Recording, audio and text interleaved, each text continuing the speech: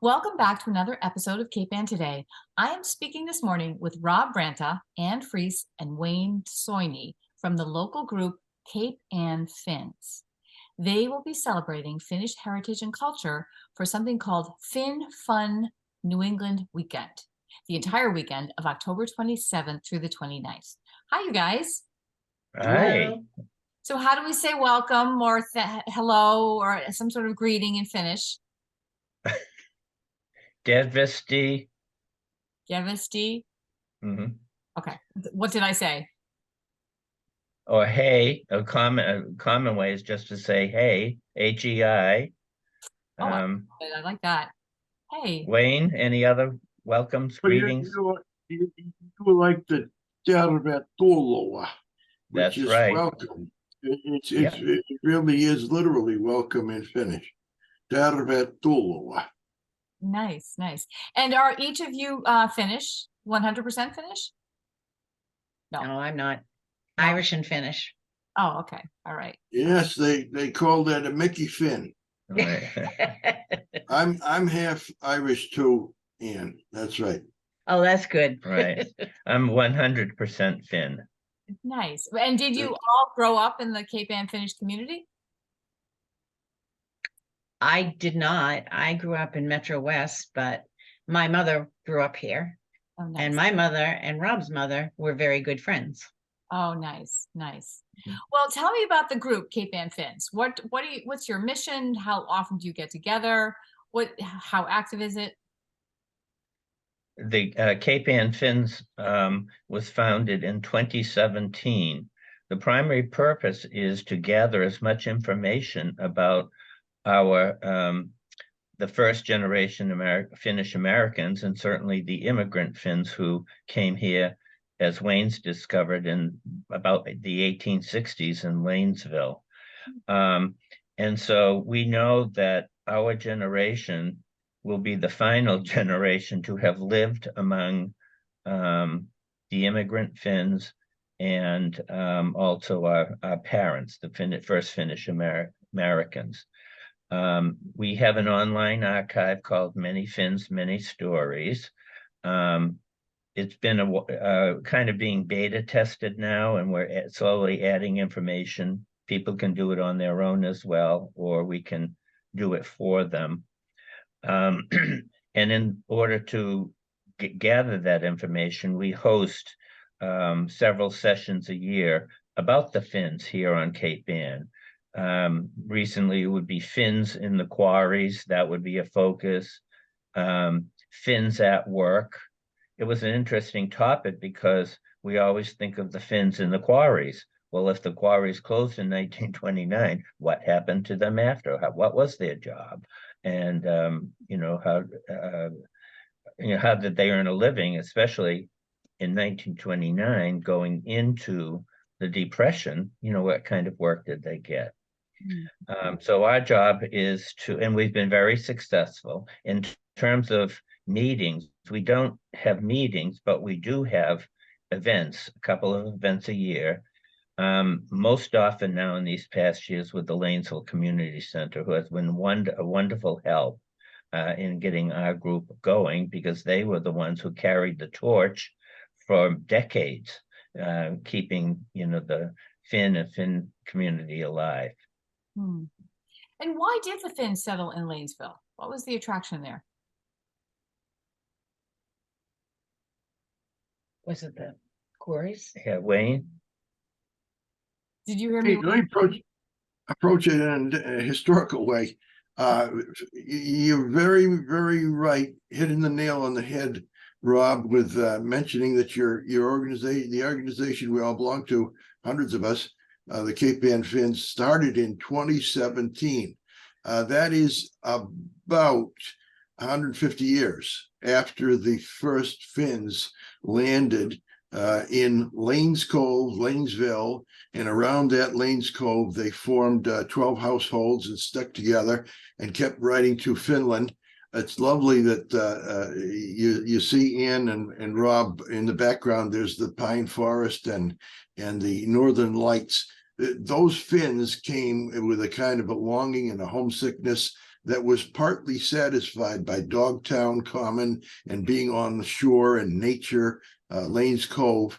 And Finns kept coming into Lanesville into the 1890s, and then they spilled over into, wow, Pigeon Cove. They went all the way over there.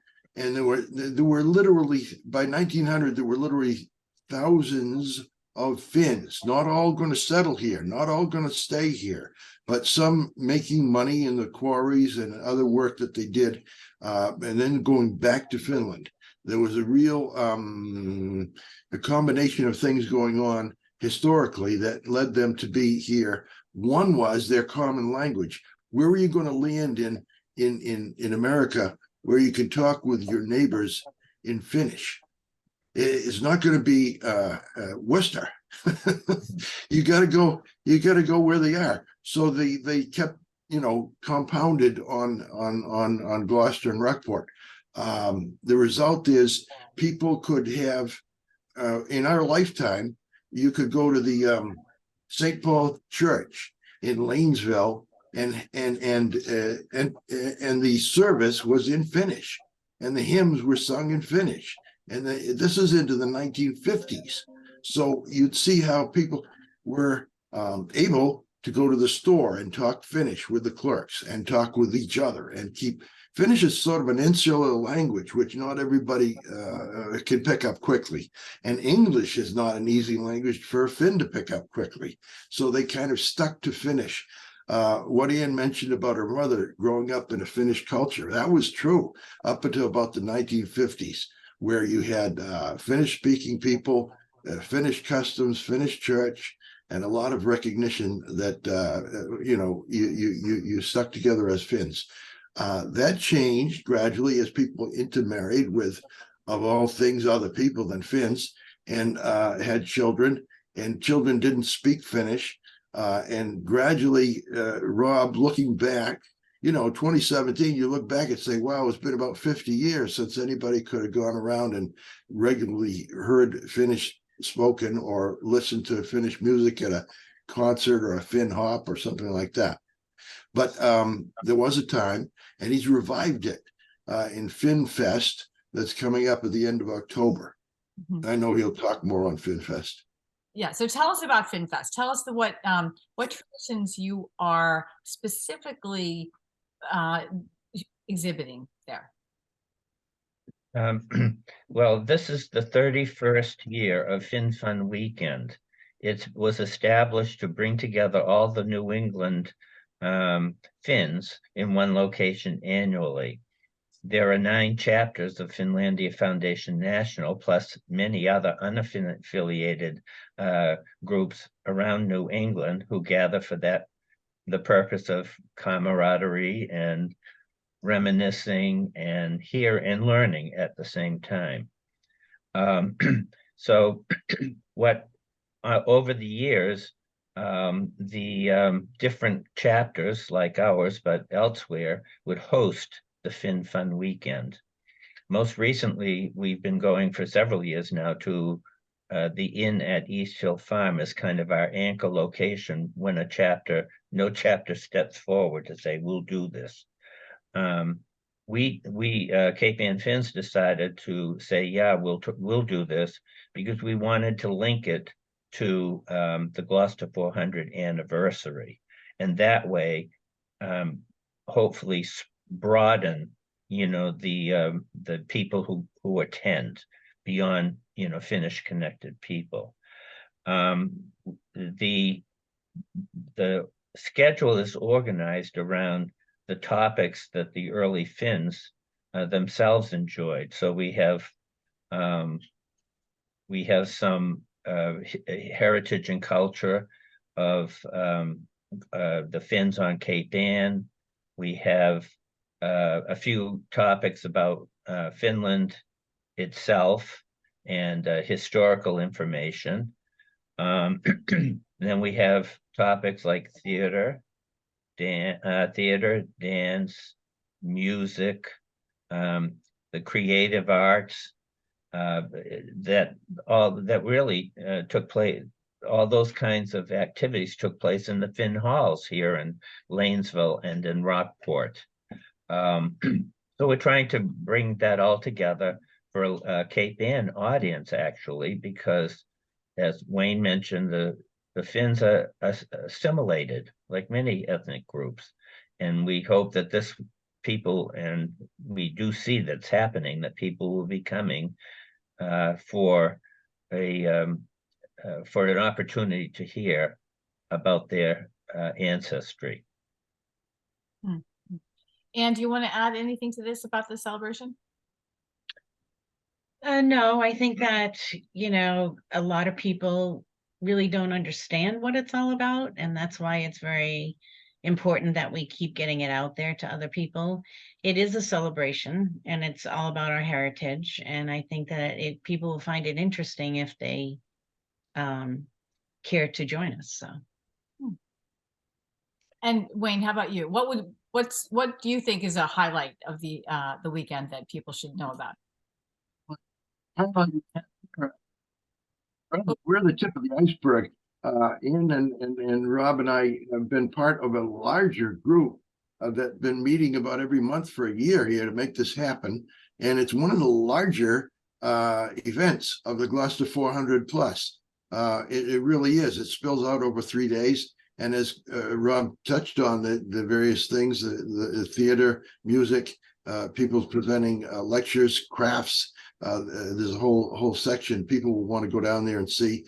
What about the Finnish artists, the Finnish musicians, the Finnish of Cape Ann, even alone is an intriguing aspect. I should say one thing. I mean, Rob has been maintaining a budget very tightly, but still where it was necessary, we spent the money. He really obtained a $5,000 grant to put on a theater production, world premiere of a translated into English Finnish play that is being presented by the Lane's Coven.